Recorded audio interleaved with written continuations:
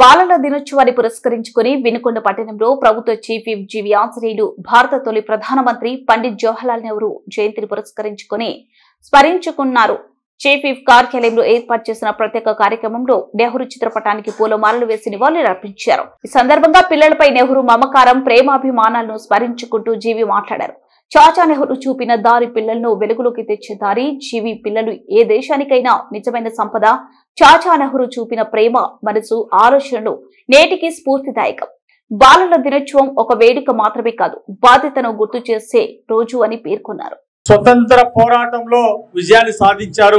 మన భారతదేశానికి స్వతంత్రం వచ్చింది అంటే అది మహాత్మా గాంధీ గారు, జవహర్లాల్ నెహ్రూ గారు, సుభాష్ చంద్రబోస్ లాంటి వాళ్ళు మహానుభావులు ఎంతో మంది ఉన్నారు. ఆ విధంగా జవహర్లాల్ నెహ్రూ గారు తను స్వయంగా తన సమయాన్ని వెచ్చి తన పోరాటం చేశారు. ఎన్నోసార్లు జైలుకి వెళ్ళి వచ్చారు జవహర్లాల్ నెహ్రూ గారు. అంతేకాదు తన డబ్బుని, తనకి ఉన్నటువంటి ఆర్థిక బలాన్ని కూడా ఈ స్వతంత్ర ఉద్యమం కోసం ఖర్చు పెట్టినటువంటి గొప్ప వ్యక్తి జవహర్లాల్ నెహ్రూ గారు. అనేక సంవత్సరాలు జైల్లో మగ్గినప్పటికీ స్వతంత్ర ఉద్యమాన్ని మాత్రం ఎంతో బలోపేతంగా ముందుకు నడిపారు. అలాగే ప్రజలందరి యొక్క ఆశీస్సులతో భారతదేశానికి స్వతంత్రం వచ్చినాక మొట్టమొదటి ప్రధానమంత్రిగా వారు బాధ్యతలు స్వీకరించడం జరిగింది.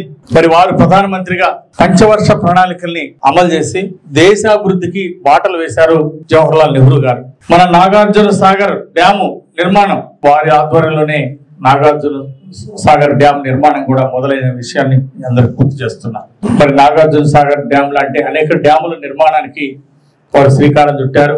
మరి ప్రగతికి బాటలు వేశారు. వ్యవసాయాన్ని ముందుకు తీసుకెళ్లారు. పేదరిక నిర్మూలన కృషి చేశారు.